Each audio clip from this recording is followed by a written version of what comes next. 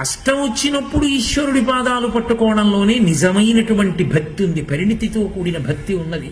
మీరు చూడండి, నా పెన్ను కనపడలేదు, నా పెన్ను కనపడకపోతే ఎప్పుడు నా పెన్ను రాసి అక్కడ పెడితే మా అమ్మాయి తీసేయడం అలవాటు దానికి. అందుకని నా పెన్ను కనపడలేదని మా అమ్మాయిని పట్టుకుని నింద చేసి ఆఫీస్కి వెళ్తున్నాడు, పెన్ను కనపడలేదు, నువ్వే తీసుంటావు, ధూర్తురాలా, ఎప్పుడు నా పెన్ను తీసేస్తావు, ఎక్కడ పెట్టావు?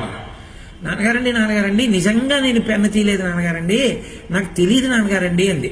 అయినా సరే గట్టిగా కేకలేసేసాను, గుడ్ల నీరు కొక్కుని నాకు తెలియదు నాన్నగారండి, నాకు తెలియదు నాన్నగారండి అంటుంది.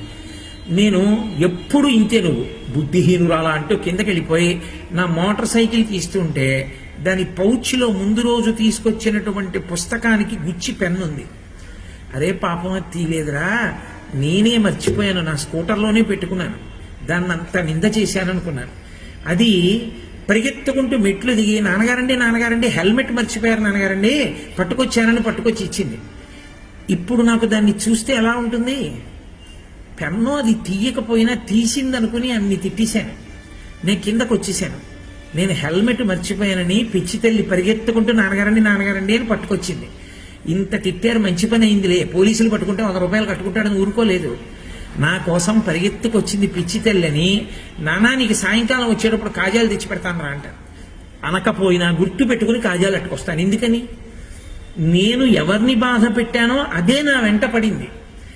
నా కూతుర్ని పెన్ను తీసిందని నేను నింద చేసినా నాకు హెల్మెట్ తెచ్చిస్తే లౌకికమైన తండ్రిని నేనే అంత పొంగిపోతే, చేసిన పాపానికి కష్టపెట్టినా విడిచిపెట్టకుండా పాదాలు పట్టుకున్న భక్తుణ్ణి చూసి పరమేశ్వరుడు ఎంత పొంగిపోతాడు.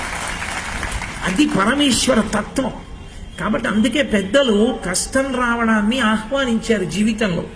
భగవత్ కృప పొందడానికి, పాపం పోగొట్టుకోవడానికి మార్గం. వద్దంటావా? నువ్వంత తట్టుకోలేనంటావా? ప్రార్థన చెయ్యి. పరమేశ్వరుణ్ణి ప్రార్థన చేస్తే దురితమును తొలగిస్తాడు. తొలగించి పెద్ద కష్టం రావలసిన చోట చిన్న కష్టంతో తీసేస్తాడు తప్ప అసలు ప్రార్థన అన్నది చిత్తశుద్ధితో చెయ్యకపోతే, ప్రార్థన చేయుట అన్న మాట వెనక ఉన్న రహస్యం తెలిసి చెయ్యాలి. ఇవాళ బాగున్నాను కానీ ఈశ్వరా, నేను ఇలాగే సంతోషంగా నీ కథ చెప్పుకుంటూ హాయిగా ఆనందంగా బతకాలి. తండ్రి నన్ను జాగ్రత్తగా చూడు సుమా, నా మనసు బెంగ పెట్టుకోకుండా కాపాడు సుమా. అది నీకొక్కడికే తెలుసు, ఎటువైపు నుంచి ఏదొస్తోందో నాకు తెలియదుగా, దాన్ని పరిమార్చి కాపాడు సుమా అని నేను ఆయన సర్వజ్ఞుడన్న భావనతో ప్రార్థన చేసి, గతంలో ఏదో చేసి ఉంటాను, లేకపోతే మనుష్య శరీరంలో ఎందుకుంటాను?